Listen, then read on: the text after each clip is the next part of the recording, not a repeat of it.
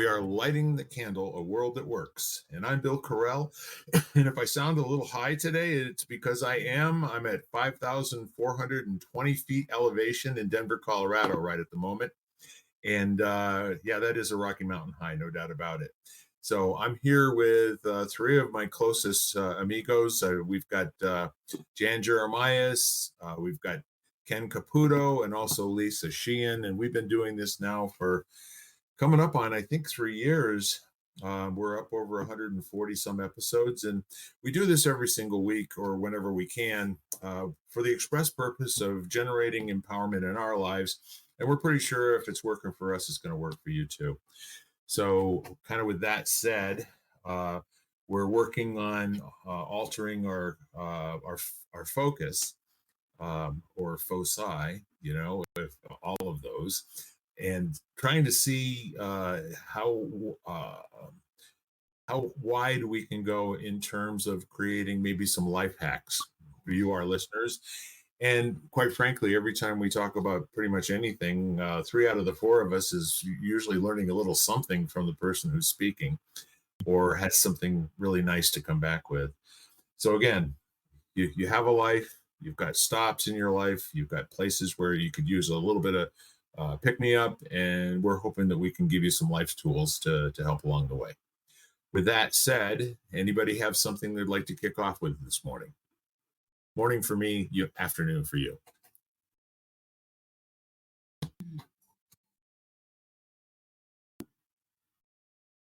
Learn anything on your vacation, Ken?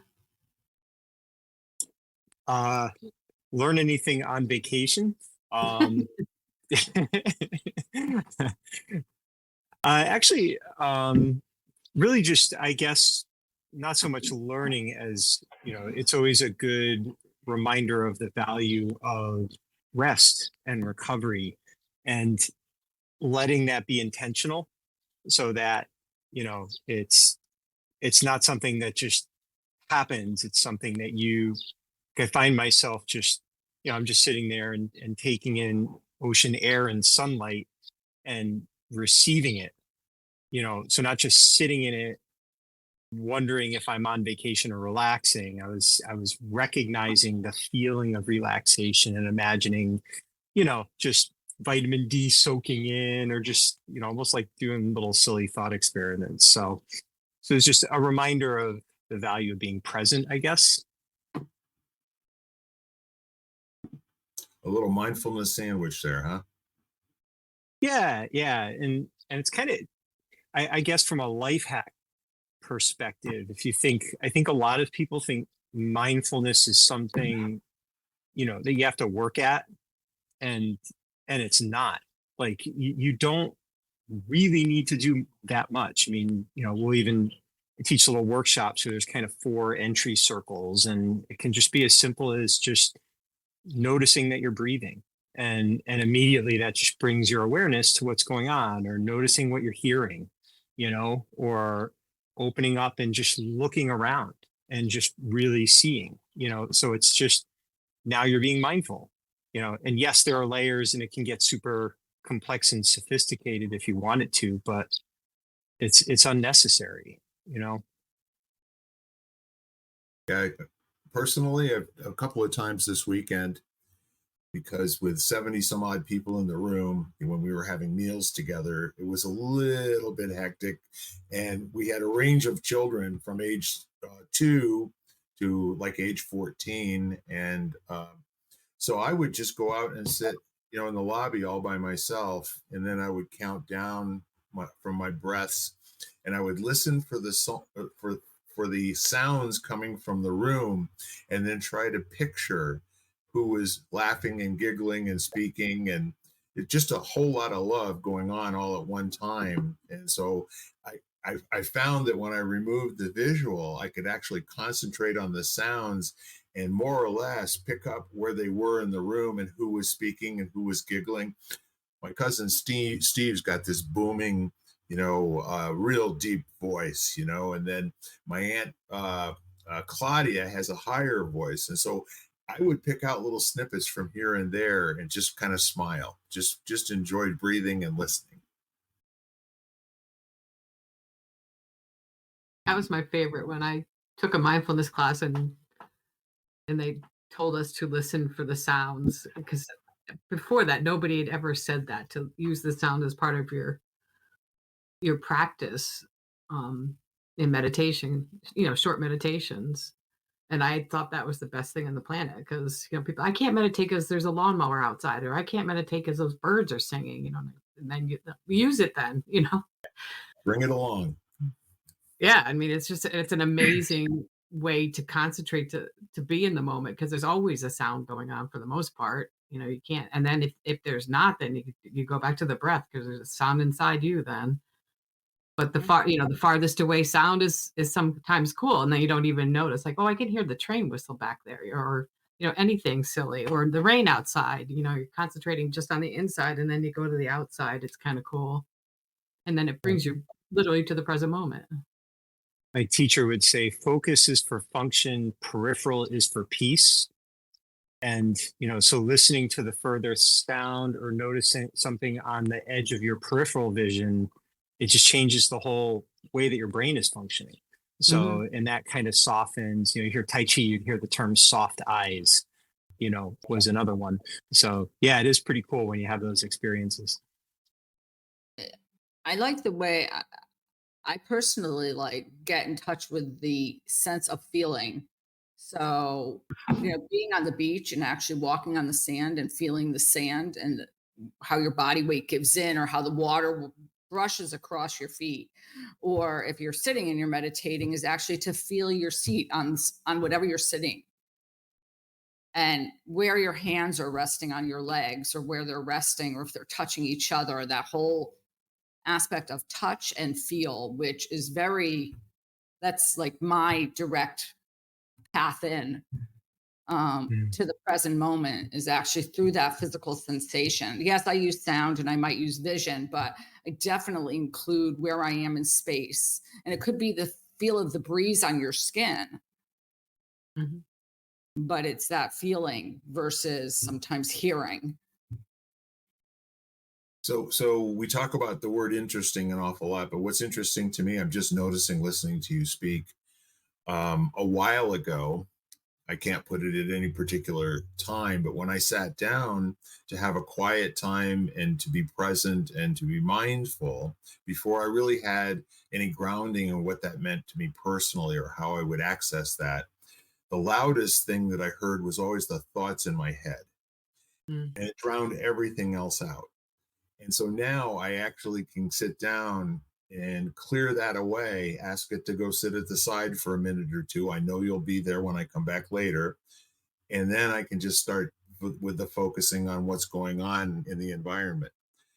And the breathing, the rhythmic breathing, and just kind of feeling myself sink into whatever I'm sitting in. And then allowing, my body to just become part of that environment for a moment and disappear, kind of like being part of the background.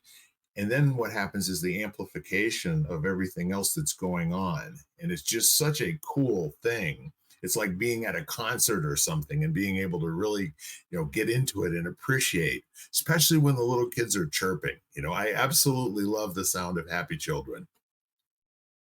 When you're saying that, Bill, I think that's when I always tell my students, when you're sitting, and if you happen to be sitting and you're becoming mindful or you're meditating, whatever it is, that's the point at which my body, if I'm not comfortable, tends to talk to me Yeah. and speak really loud sometimes.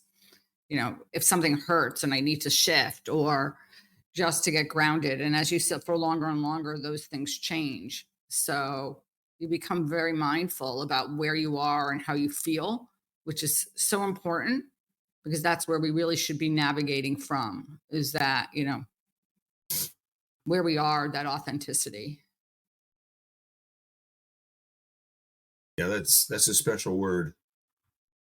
Authenticity means stripping away all that is not you, allowing it to disappear and go away so that all you're left with is nothing. And from nothing, that's how you receive the world. I love it. When you're nervous, that's not authenticity. When you're happy, that might be. But when you're judging and concerned about what you look like, no authenticity present at all. And I always, get out of that mindset by knowing there's enough other people in the room judging me right now. I don't have to as well. One of the natural states for human beings. That's why I love the And I think statement. for me, yeah. Go ahead, Lisa. What other people think of you is none of your business. I always like that. People point of Well, I haven't view. heard that before, but that sounds like enlightened thinking to me. Exactly. Their opinion is overrated, isn't it? I was thinking when you were saying the thoughts in your head too, because I have two parts of my personality. I call them the countess and the songstress. So when I'm not even paying attention, they're either counting or singing a song. And I'm not even, and all of a sudden I'll be walking. I'll go, "Oh, hello, countess. How are you today?" And what happens when you do that? Oh, that actually she usually keeps going, but I'll try to change the thought, and it's weird, but it brings me into the present moment actually too. It's another thing that makes me aware of where I am and where she is in her count because she doesn't count normally either. You pick her up in the middle of a long string. Yes, like she'll go 115, 20, 115, 22. It sounds like my grandson's about 3 years ago. That's how they counted normally. But part of me, so I just say Yeah. hello. I'm not even sure where that Yeah. comes from. I'm sure it's some sort of childhood thing. I'm thinking. I don't even know when I first heard her. How long ago it was. So why be mindful?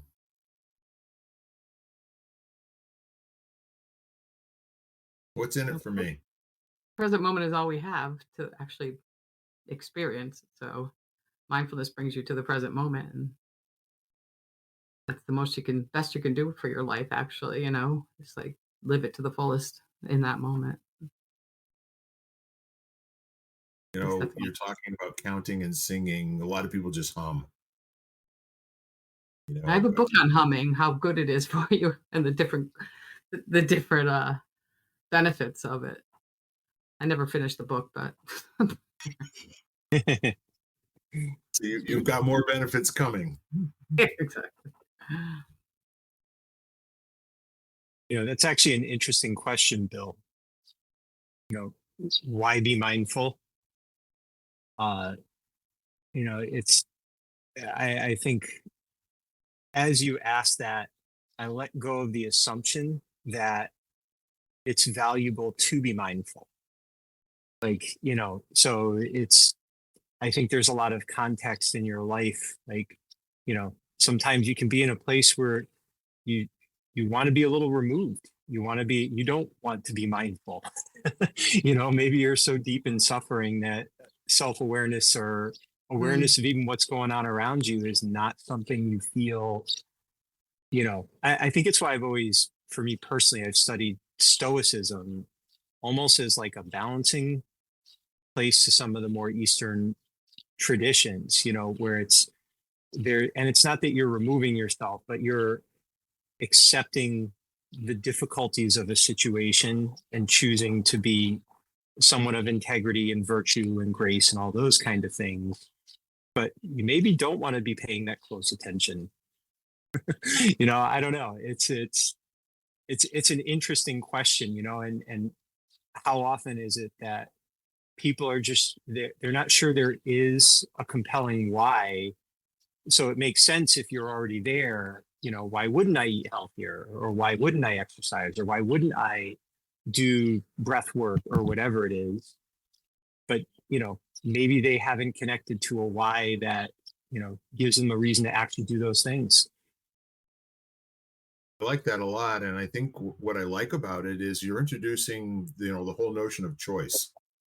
Mhm. Where in any moment, if you had the choice to continue paying attention to what you're paying attention to, or I think Jan, as you said earlier, if you wanted to choose, or Lisa, if you wanted to choose going another direction in this moment, like most people don't have a way to stop whatever's running simply because they don't see it as a choice. They don't see it as a responsibility. They think that this is what's really going on in the world.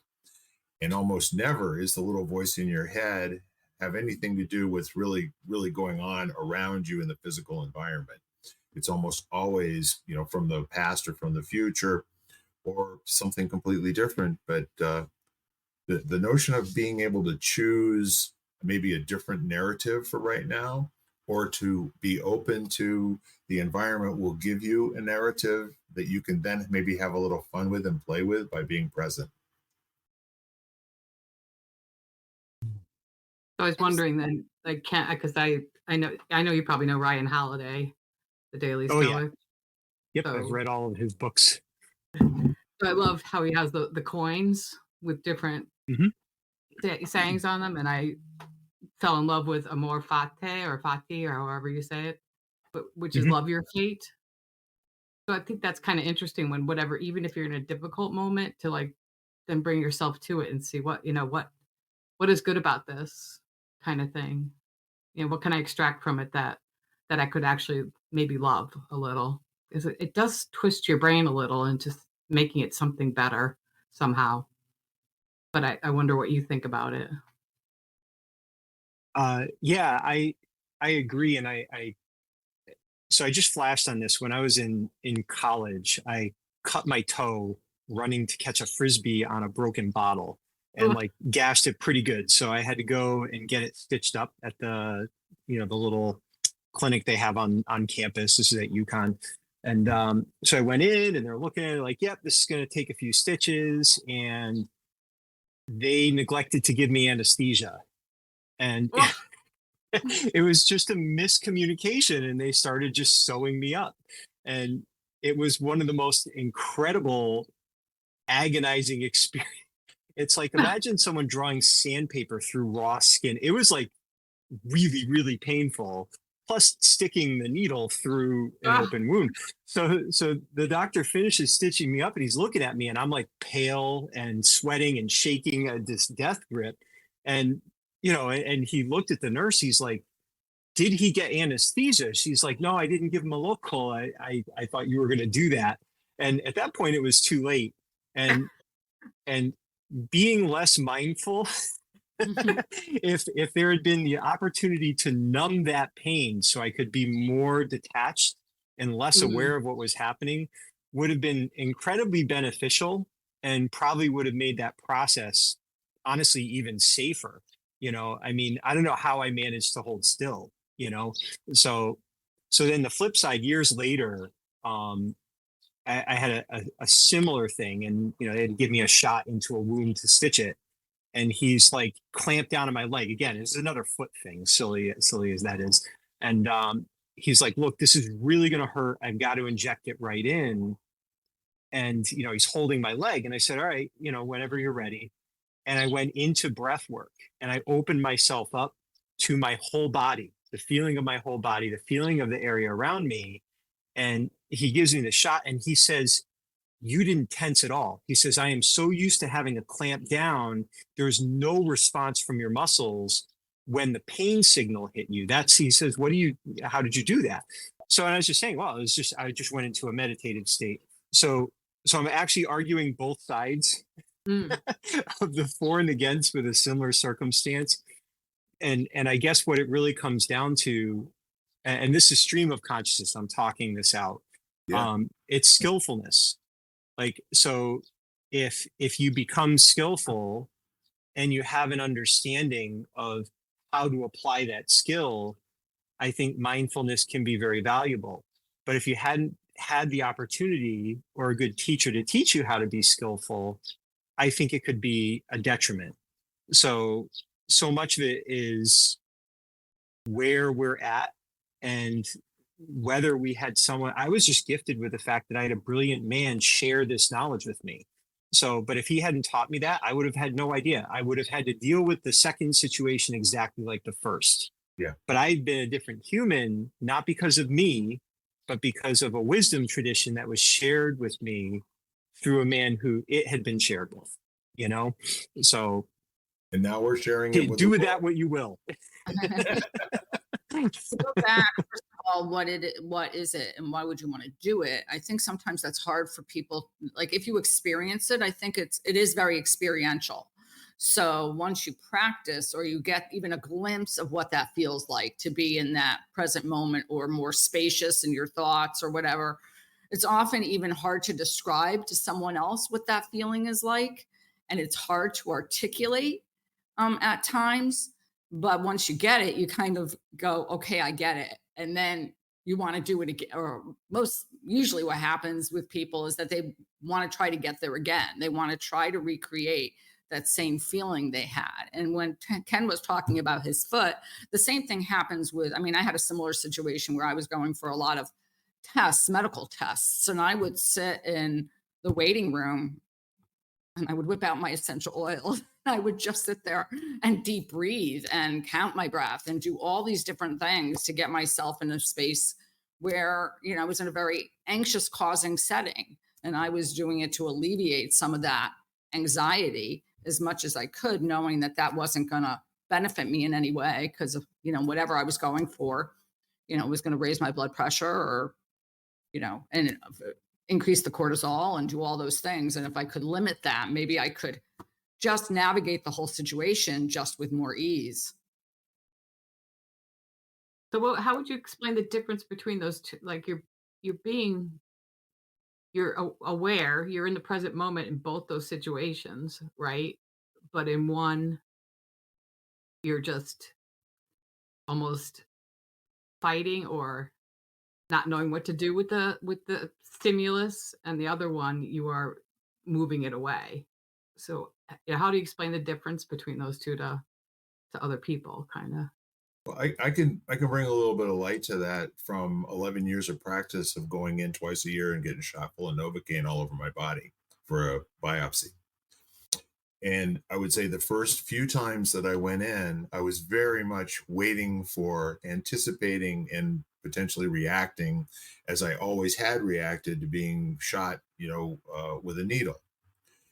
And anymore, even they always talk about how sensitive your nose is when they give me a shot, in my nose.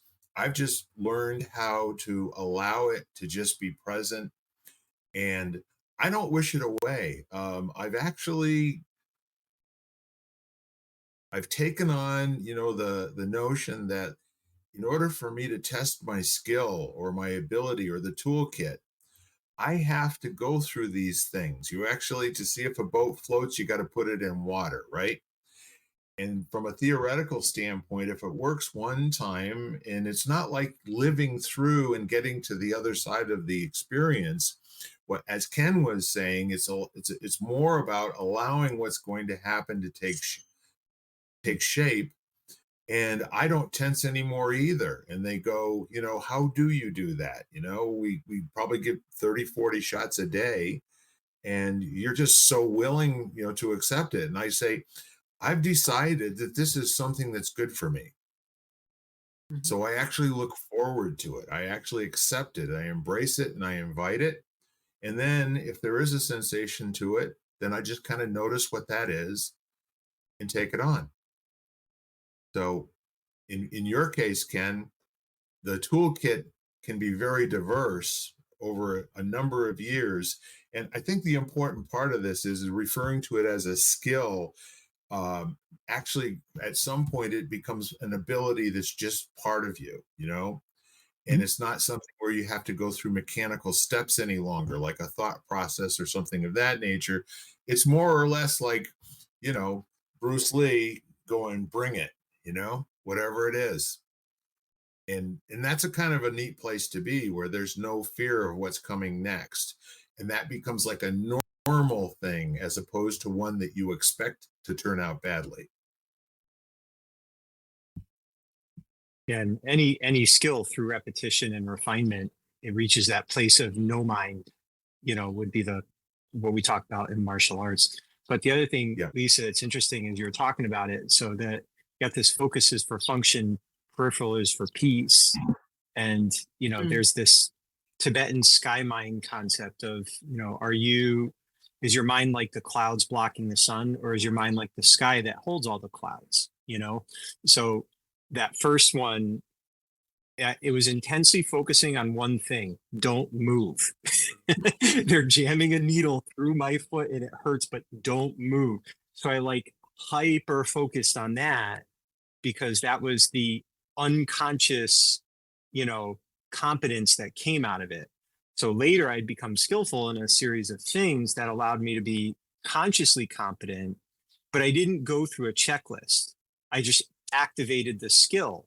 And the only way to activate the skill is from years of Qigong breathing and meditation and Tai Chi and all that kind of stuff.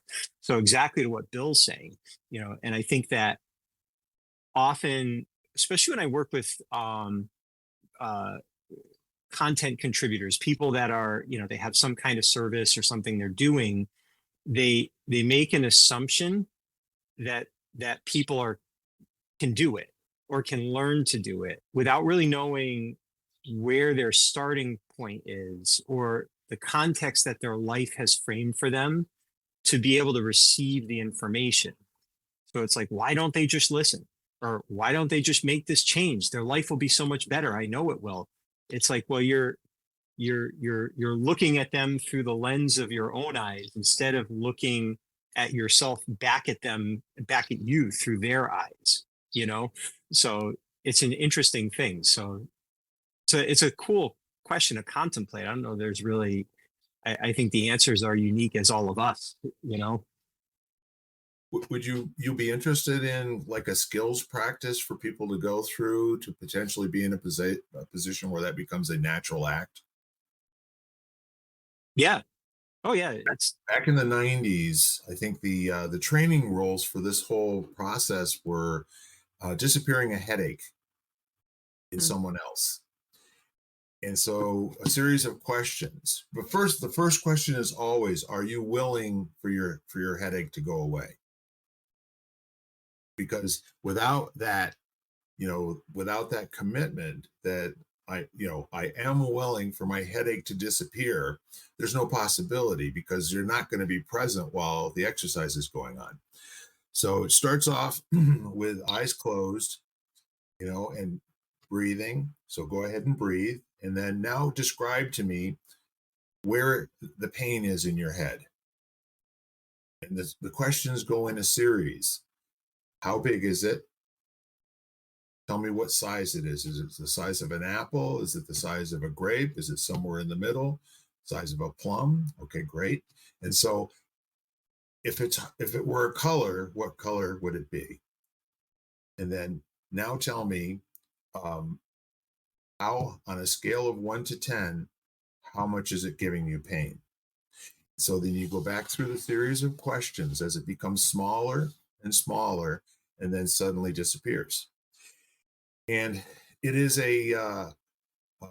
it's actually a medical process that's used by people where they have no painkillers to allow folks that have been hurt badly so that they can be able to have the pain tolerance go up in their body where they are not causing the pain by fighting it. And so the whole notion is that whatever you can presence will disappear.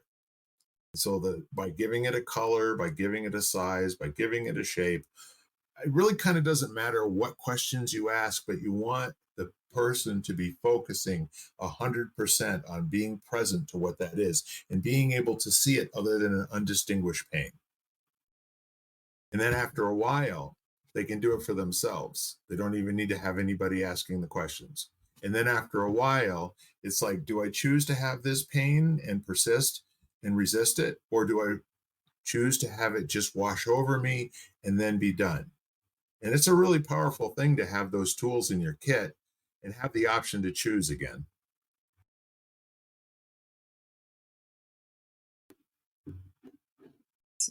it's interesting. I ran that through, it's just this thing I'm working on right now as far as learning. And that was I think that would resonate really well with people whose gateway to learning is cognitive. like it allows you to think about it, and what's interesting about that is a lot of Eastern practices are either one of the other two gateways, which is either emotional, feeling based, or embodied. Like, Right. so it's like, you have a headache, but feel your little pinky, feel the shape of your body, feel the breath. So like you physically tune in, and then that gives you a different reference base for the pain and the potential to dissolve it. Or you get in touch with, like, one of the things we used to say a lot is, you know pain can be your friend. It's a teacher. It's what is it trying to tell you? What's your relationship to the pain? So Yeah. you're not trying to understand it, you're just recognizing it, as part of you being human. And sometimes being human sucks, that whole thing. So it's just kind of interesting how that one's very specifically, I think, would be very helpful to someone who is a cognitive learner first, before they can connect in those other ways. Because someone like that, you tell them, "Well, feel your body," and they're like, "I don't want to feel my body, my head hurts." So you get this resistance. So that gives you a different gateway to enter into that process, which is cool. I like it. The contract to be willing to give it away is key, because Mm. a skeptic won't tell you that they're not really in the contract, that they'll persist and they'll still have the headache. Although I've never seen anybody do, because you can draw this out for a half hour, and sooner or later their resistance breaks down and they finally just get it, and then suddenly their headache is gone. It's an amazing thing to watch or to participate in. And I think the next step is actually, let's say you get headaches all the time, it's starting to look for what is triggering those headaches. So Yep. start to take it a step further to see if you can see a pattern. I mean, that's, for me, why when journaling gets to be really interesting. You know, every time I have this stressful situation, I get a headache before, or every time, every time I have an interaction with my boss, I get a headache. And then trying to create mechanisms or ways or skills to sort of adjust yourself to that situation, not adjust, but to alter the way you're thinking or the way you're feeling around that situation to see whether the headache then goes away or they no longer happen. Sometimes it's as simple as just drinking an 8-ounce glass of water. That's right. Yeah, sometimes. Yeah, that Dude, was Yeah. me yesterday. you know, I just had headaches. I was like, got to drink more. this is not a real difficult thing to do. Be kind to your body and drink 64 ounces of fluid a day, and maybe you won't have as many headaches. Who knows?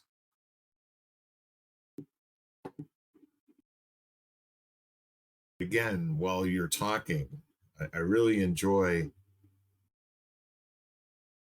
the mind picture of somebody choosing to learn from their experience and allow pain to be in that learning part, as opposed to what you always avoid. Right. Yeah, I like the idea of being one with the obstacle, so, or what you're perceiving as an obstacle. So rather than fight against it, it's like, how do you find the rhythm within this, you know? So, and it's how often in our lives are the greatest resistances, our difficulty in accepting what is, and our focus on what was or could be or should be, you know? Yeah. So it's like, the game has rules, and that may make the game harder for you to play. But if you want to play the game, you got to figure out how to navigate within the rules, you know? So, but that can be difficult. And, and if you're in a place, especially if you have, influences around you that are telling you, getting you focused on how unfair it is, or the challenges you're facing, it can be very hard to find harmony, you know? Yeah, there's actually no lesson in it's unfair. Yeah, yeah. It's funny. We used to, when we were doing really difficult exercises, sometimes and one teacher, he'd say, right now you're feeling a sensation that some might call pain. and we would all laugh every time, you know. It was like, you know, and sometimes we joke and say, I'm absolutely calling it pain right now. But it kind of changed your relationship with it. Like it wasn't dismissing it, it wasn't telling you to suck it up. It was just pointing to your relationship to how you name that thing and how you relate to that thing. And, you know, John used to always say, just make friends with it. You know, just find the edges of it, dance with it a little bit. What's it telling you right now? It's trying to keep you safe, you know, that kind of thing. It was very interesting how that changed the whole way. And I never would have thought that way. I would have just continued to intensely try to focus and overcome if someone hadn't taught me another way to win. And it didn't disqualify the way I already had. He always said it's you have more than one way to win. It's a both and. Don't Yep. get rid of a tool because you've got a new one. Just now you have more tools. In yoga, we talk a lot about getting, a lot of the poses are not necessarily painful, but are uncomfortable. Yeah. So there's like this limit of they're not painful. They're just like being in a position for a prolonged period of time where it's uncomfortable. And can you stay with that discomfort? Like, can you sit with it for a period of time and kind of like learn that, like make friends with it kind of thing, whatever way that is? Either find more space in where you are somehow, but not to run away from it. So not to quickly jump into another pose so you can get freedom, but or feel more at ease, but just almost purposefully. That's why you put yourself in those situations or those poses, and so you have a chance to dance with that uncomfortableness and kind of play with it and say, okay, you know. And find the edges of it too. Oh Yeah. yeah, You know, so that you know the difference. Like, where's the discomfort now becoming a signal that you're going too much? I mean, a few weeks ago, I'm running at altitude. I was higher than you, Bill. I started the race at 7,000 feet and went up from there. Yeah. And it was interesting because I was really paying attention to what's me fatiguing and what's me risking, like blowing my heart up or something, or like what's the discomfort relative to the fact that I'm in a high altitude environment when I train at sea level, and it was interesting. Like I was thinking a lot about that, Jan, what you're saying, because it can be a tricky question to answer sometimes. And it's like you can go too far in either direction. So it's like making friends with the edges is so important. we used to talk a lot about that in classes, when I would take classes or teach classes. It's like when you get to the point, where is that line of going too far or feeling afterwards like you could have gone further and you didn't go further? And so where is that line? And I think sometimes you test it and you're like, you injure yourself, or you think to yourself, okay, that was a mistake, that was too far. And then other times, I think what I like to call, you become the wisdom kicks in, where you learn your body and you learn the circumstances and you learn the poses and you learn all those different things. You begin to navigate it a little bit more easily. You're like, okay, this is my edge, as we call in yoga. We always say the edge. So this is the edge. And it's a very contemporary thing. The whole edge conversation is my edge for now, Right. as opposed to this is my edge from now on. And the neat part of that is that if you're going to embrace transformation, like what happens on the other side as you grow and as you find out what you believed your edge used to be as being it now, you outperform that. You get this whole notion of not trying to survive the moments any longer, And as Ken says, I don't think Ken was able to ride a bike like this even 3 years ago. You put a lot of time into this and a lot of energy. And where you would have said that I'm all done right now, where your body would have told you there's nothing left, I'm going to go out on a limb here and bet that your body can do a lot more than you thought you could even 3 years ago, until you started getting into a rigorous campaign of doing all of this. No, yeah, and it's funny. This is not a bike. This is running. This is this is like a whole new discipline now. So there's that, but there is that recognition of past disciplines, like where it carries over. But then it's like anything, you've got to refine it and figure out, how this is different, and pay attention to the signals that you're getting. It's funny, in our Tiger Mind, like leadership stuff, we talk about the growth rep cycle, and the fact that there's a small window in the process of anything, whether it's physical or whatever, where you hit the reps that are going to give you growth, and it takes time to build up to them. You've got activation, acclimation reps, but then you also have to know when to stop, because it's no longer growth. It's now damaging. And most importantly, on the other side of it, there has to be a recovery window so that you can receive the benefit of the stimulation. So, and it's this never ending cycle where sometimes you shortchange, you realize I probably had more, but you can now remember that for next time.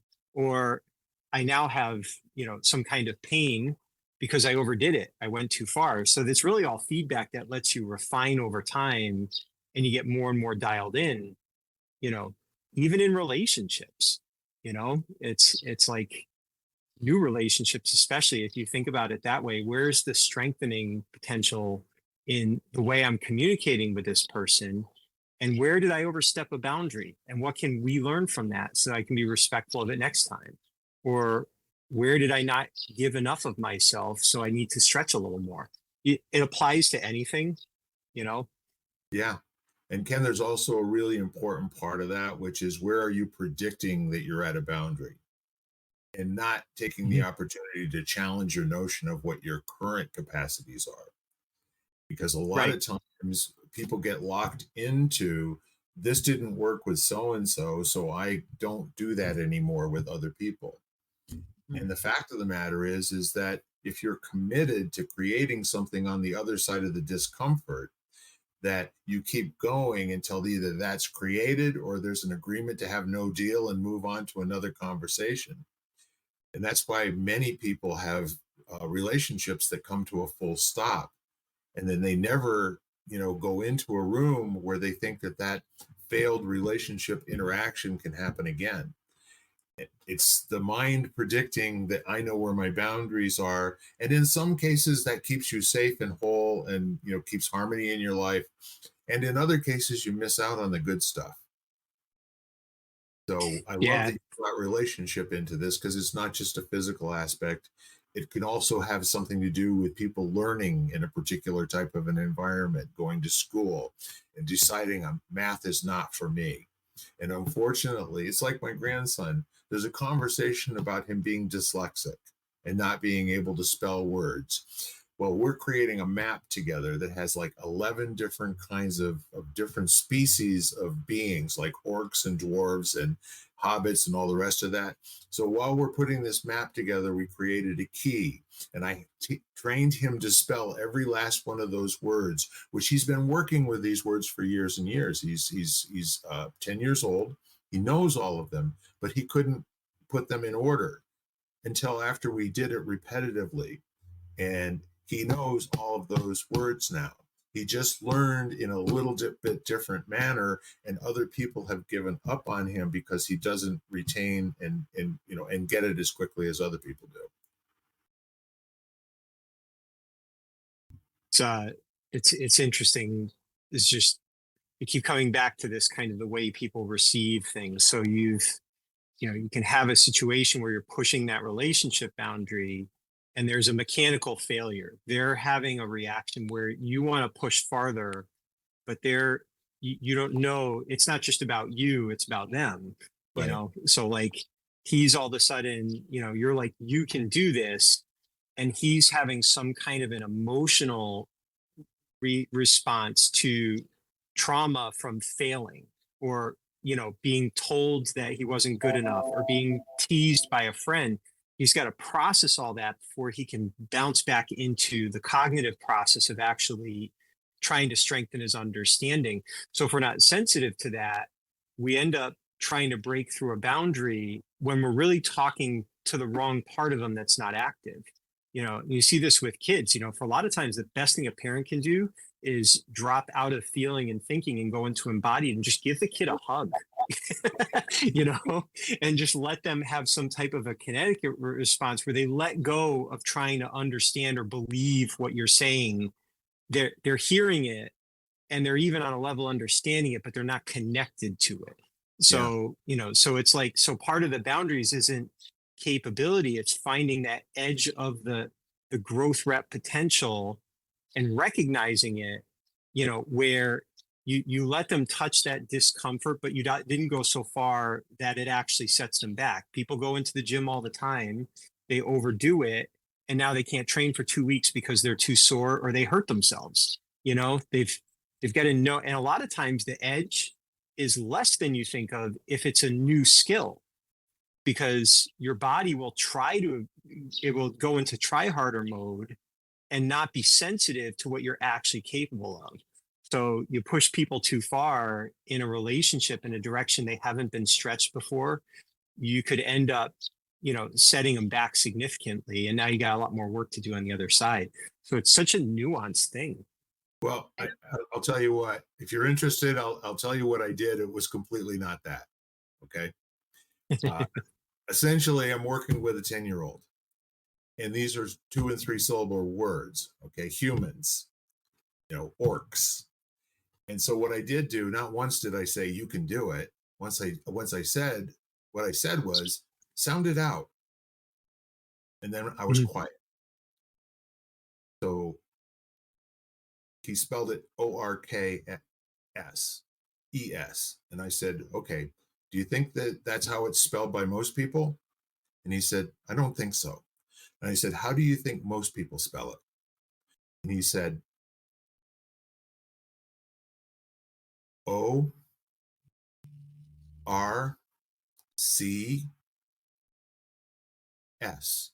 I said, are you sure? He said, no. And I said, think about it. Are you happy with that spelling? And he said, yeah, I like that spelling. And I said, okay, guess what? Most people would agree with you. And so then we went on to the next one, humans. And whatever it was, by the time we got to the 4th or 5th word, when I asked him, are you sure about that? You know what he told me, Ken? Yes, I am sure. So yeah, no, that's awesome.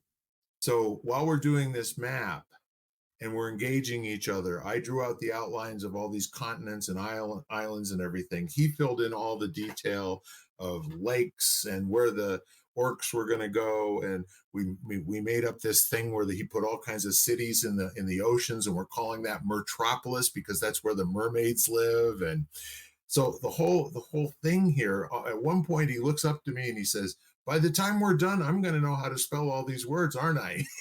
And I said, well, maybe. I said, how would that be for you? He said, that would be good. So it was completely fun, changing the context of memorizing to actually feeling the change in his body, to where when he got the word, as we agreed that most people spelled it, then he said, yes, I now know that word. It was really kind of an interesting thing for me because I don't teach 10-year-olds, spelling very often. And this was Right. over a period of a couple of hours while we're working on the map and we're doing the key to it. And I'm very proud of what we did together. I'm very proud of it. And I'll see if I can get him to bring it down here so we can show you what the picture looks like now. But I think the whole idea is, there's no need to convince somebody, but if you recognize at the beginning that if they're not getting it, more often than not, they're not thinking about the word. They're thinking about, as you said before, Ken. So the whole idea is to get them to focus on the here and now. If you were going to write this word, what would that word be spelled like? That's good.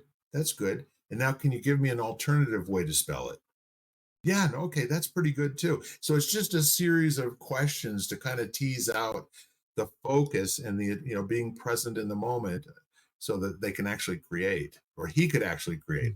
I've got an experience of one time, guys, which I Well, pretty much the interesting thing about it, that I would be curious, I don't have an answer to this, but how much of his receptiveness to that was basically the work that you had done to build a trusting relationship that lowered some of his natural boundaries that may have manifested if he had been put together with a new tutor, who tried the same, like how much of that That's key, Ken. doing That it that way, relationship is everything. I agree with you. yeah. So it's just really interesting. I think this is where it's funny. Actually, I work with someone who she works with dyslexic kids, and she studied the Orton Gillingham method and got certified in that, and started kind of a business.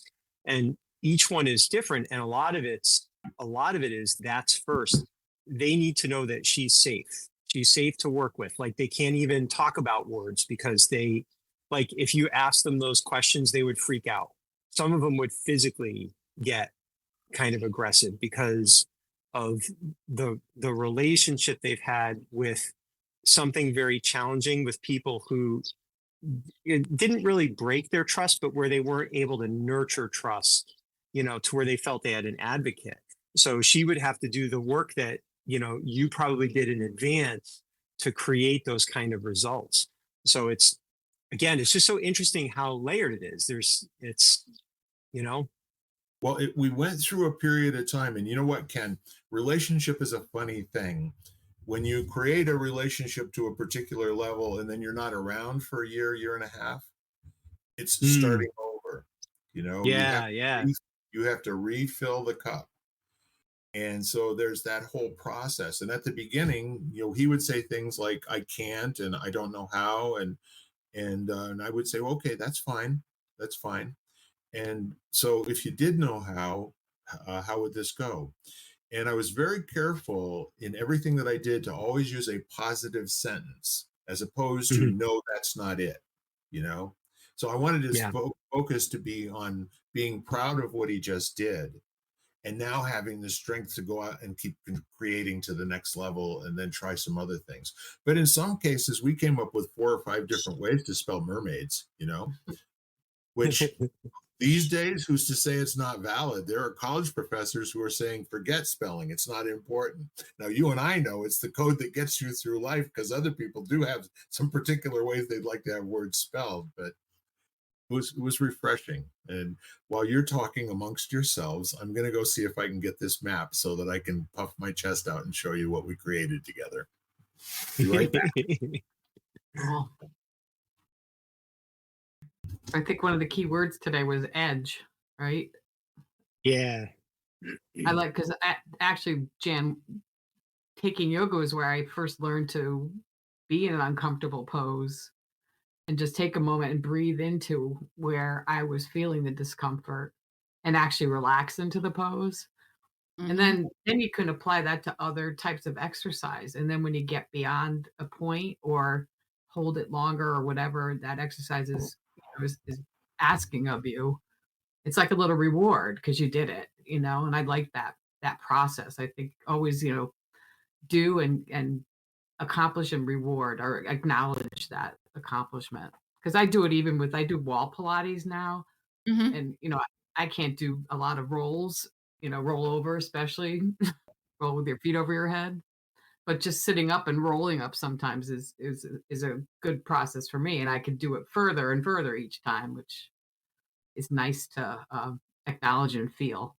Yeah, it's just something about going to the edge, like you guys say. It was interesting today. I had a private client, and so yoga client, and so we took a pose, which is one of my favorite things to do, and actually, pretty basic pose, downward dog, which is like, and we broke it down and broke it down and broke it down. And it got to the point where I was trying to explain something to her, and I could see she wasn't getting it. So I actually took a picture of it, her in it. Oh And yeah. then I asked her to alter it. I told her to make adjustments, and then I snapped another photo of her and I showed it to her so she could visually see the difference. Because in Mm. yoga, we don't practice with mirrors. So it's really about body awareness, knowing where your body is in space compared to, dancing where, you practice in front of a mirror all the time, or in a gym a lot of times they have mirrors. So it's really teaching you that body awareness, and that is really hard for people to learn when we're not accustomed to it and when they haven't been trained that way. So thank you. Yeah, the edge. The edge. So Did I'll you find take a the map? moment, if that's okay, and I will show you. Wow. Lincoln was saying that he had an assignment to create a map over the summer, and there would be goodies once he got back to school from his teacher. And so this is the one that he did before we went away to the family reunion. And then when we got to the family reunion, he invited me to take, and this is drawn by dumping Rice Krispies on here, making some shapes, and then drawing a line around the outside of it. So then when we got there, he asked me if I would draw the Wow. pieces to a map. And so I did very intricate, drawing, and I've got some art background. So I, did a lot of inlets and stuff like that. And they were just big gaping continents. He took all the rest of it and put in all of the lakes and all the buildings, and you see all the ones that are in the blue. Those are metropolis homes where the mermaids live. Okay, and so we also created this key to all of the beings that are in our world, and we worked out how the words were spelled before he wrote them. And at the end of all of it, he did all the coloring, he did all of the maps, he did everything. All I did was give him a context, in terms of the line drawing, and he did all the rest. Cool. And we both signed it. You probably, I don't know if you can see this or not, but down in that left-hand corner, BC and LE. Yep. So it's a co-creation. And I think we both learned a lot from that. I know I did. Very cool. Mm-hmm. So I guess we were talking about, being present and mindful. We always seem to get back to that, don't we? Often. Yeah. I'm not interested in other people's diagnosis of what his limits are. Mm. We'll just see where that goes. And I don't know who I have to be or who I have to become, to really give him the additional charge that he's not getting from all the other people that are supporting and loving him. There's nothing missing, from that side. It's just a little bit different. It's a little bit different. And Ken, you nailed it. It's a special relationship.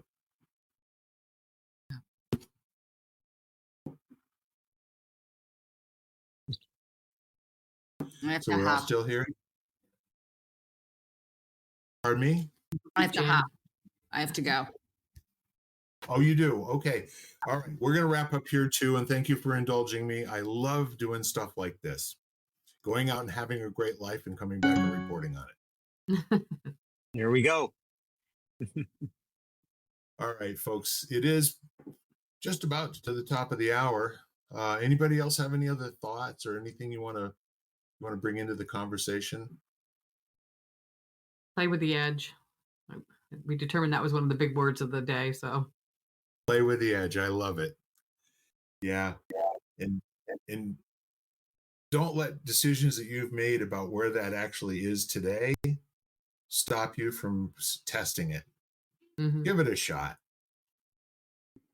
Give it a shot. Anything else, Ken? Nope, I'm good. It's a good conversation as always. Absolutely. And so I just want to invite all of you, our listeners at home, as I do every week when we finish, please reach out to somebody, either text or call or email, and let them know that your world is better because they're out there and they're in it, and that they will always have a friend in you if they don't feel it anywhere else. So with that said, we are lighting the candle, the world that works. We're going to wish you a good day. have a good week. Bye-bye. You've been listening to Lighting the Candle, a world that works, part of the Exvadio Podcast Network.